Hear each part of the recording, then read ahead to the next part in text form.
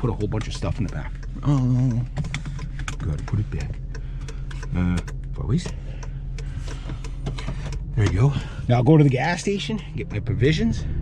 Hopefully nobody steals my busted barbecue. But anyway, yeah, so if you have to rent stuff, that's fine too.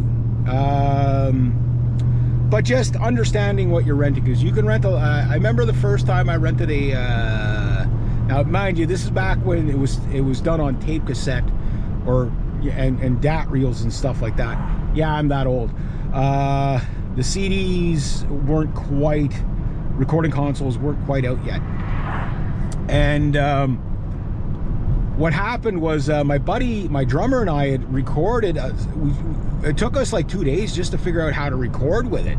Like, you know, like he got a crash course, but he, you know, he was just like, yeah, I got it. And he came home with it, and he's like, okay, let's see if we can figure this. And we didn't know, like, the way the tape was at the time is to get channel 1 and 2 was no problem, but channel 3 and 4 went in reverse because the tape, you know, there was a trick to it, right, for the playbacks and stuff like that. We didn't know that, right? So he didn't spend a lot of money, but it was money not well spent because we didn't have the education to run the equipment, right? So now what you're talking about is skills.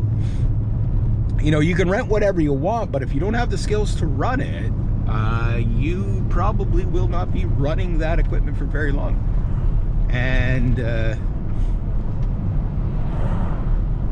the other thing about that is that, you know, if going back to some of the previous videos, some of the advice given by some of these other guys, you know, like Frederico from Frozen Crown. I was listening to Nuno Betancourt last night there talking about the Rise song. That song is real. The new Extreme album is, you know, really good. I've always liked Extreme. They think they're heavier. They're like it's like Aerosmith and Metallica had a baby. And I could agree with what they're saying, but to me, I always found them more funky and punchy than heavy, right?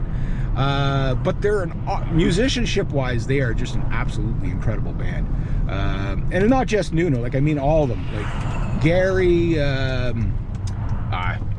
What the hell's the name of the bass player again? And they're all tight. I've seen them live years and years ago, and they're as good live as they are in the studio. Like, I mean, they're like Mr. Big. They're like musicianship wise.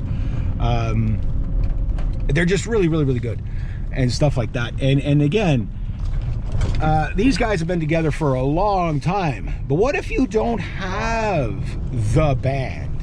You are the band, or maybe you have to hire a band. Well, that's the next thing I'm going to talk about.